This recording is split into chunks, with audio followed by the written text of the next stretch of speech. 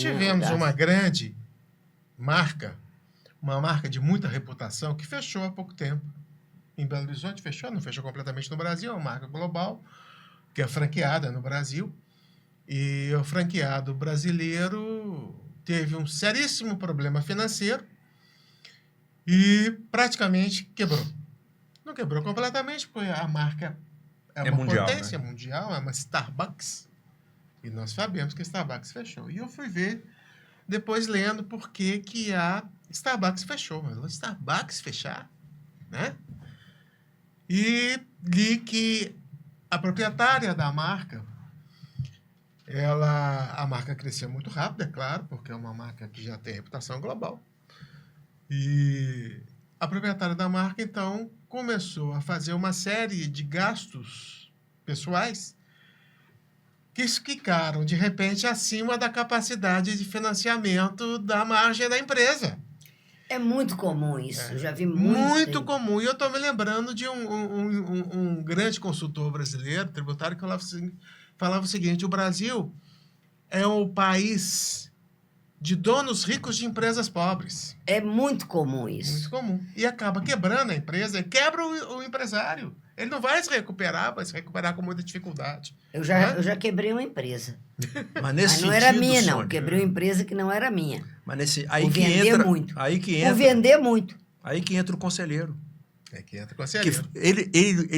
Ele só faz as perguntas, ele orienta. O conselheiro proativo, que é no caso que a gente atua, ele vai lá, né, no caso de alguns pilares, né, de constituição da empresa, entre os documentos legais que tem que ter. Tem muita empresa que começa sem o registro da marca. Passou 1 ano, 2 anos, a pessoa viu que a marca... Então vai começar do zero de novo a marca. Nós falando de coisas simples, né? Que não tem... Nós falamos isso aqui no podcast sobre inovação. O acordo de acionistas, né? Tem 3, 4 sócios e não tem um acordo. É diferente do contrato social. Do contrato social da empresa.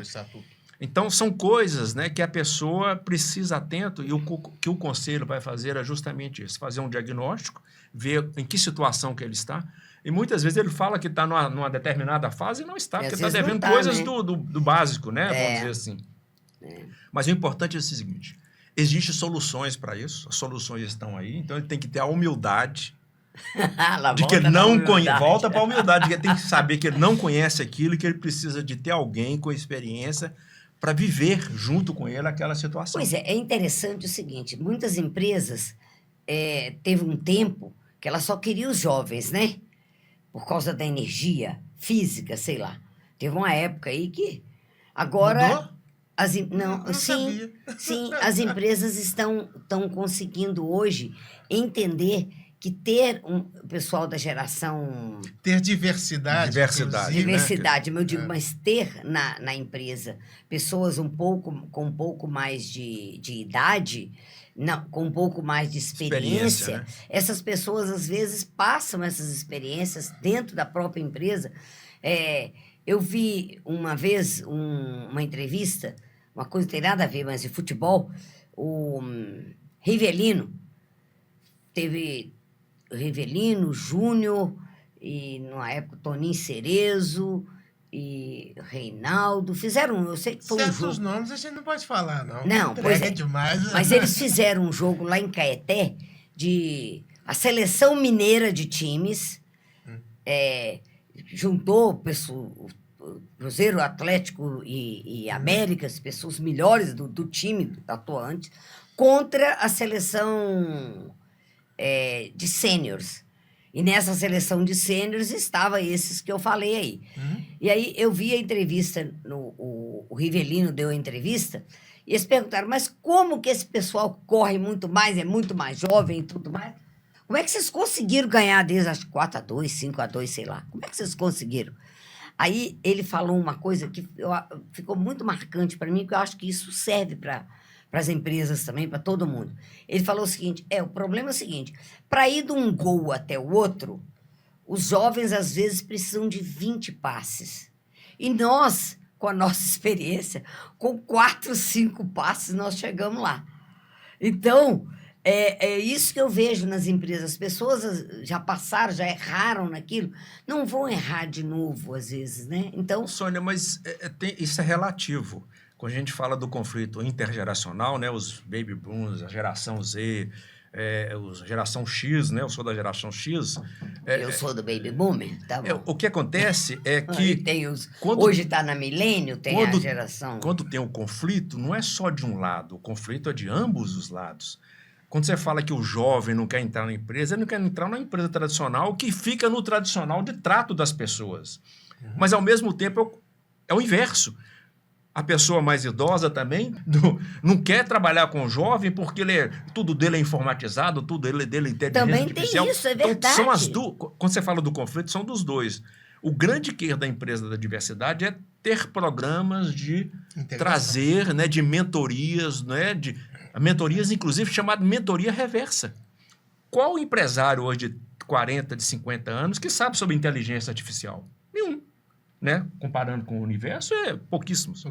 Agora, quantos jovens hoje de 25 anos sabem sobre inteligência artificial? Praticamente todos. Todos. Pois é, mas eu vi que a maioria, a inteligência artificial, as pessoas com mais de 45 anos têm muito mais chance de saber fazer as perguntas certas. Sim, porque ela tem um vocabulário muito maior. Repertório, uma experiência, um repertório, sim. Ela, sabe, então tem muitas vezes muito mais facilidade. Mas eu que tenho mais de 70, desculpa. Mas não tem a paciência. Não pode falar a idade. Mas eu trabalho com inteligência artificial numa boa. Sônia, mas eu sou jovem há mais tempo, né? Então... Pois é, mas o jovem, ele tem muito mais flexibilidade do que uma pessoa já experiente. Qual que é a flexibilidade do jovem? Olha, por exemplo, num joguinho. Ele entra no jogo, ele lê manual? Não. Ele lê alguma coisa? Não. Ele vai jogando e vai aprendendo. Vai aprendendo. Vamos passando de fase. Como é que eu passo de fase? Aprende a fazer fazendo, né? E de cara, eu já começo a perguntar aos amigos, colegas, para jogar junto, para que um aprender mais rápido com o outro. Olha para você ver.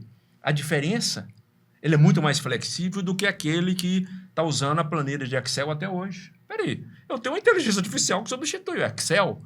Mas eu só sei usar o Excel. O outro, o jovem, não sabe nem o que é planilha de Excel.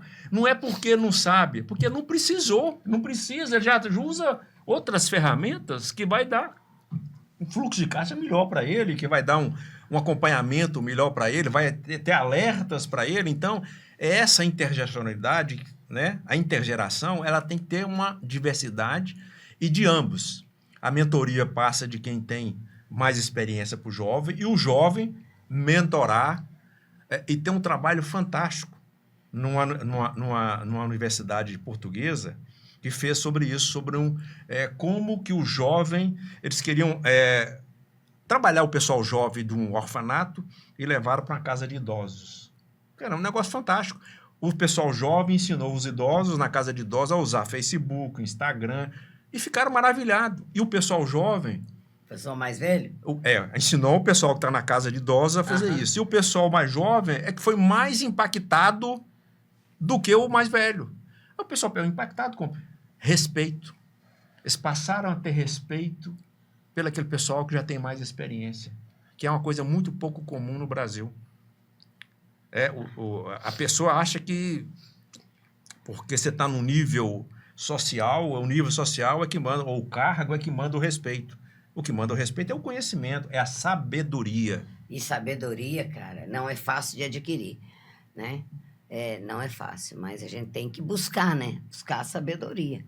Sempre. Aí volta para a humildade. Pois é, volta para a humildade. O mais difícil é o seguinte, as pessoas, eu falo que a pessoa, tem pessoas que são velhas com 20, 30 anos. Sim.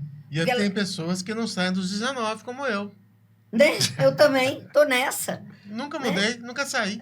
Porque a pessoa, sabe, eu tô sempre querendo aprender, tô sempre sonhando, tô sempre com um projeto novo.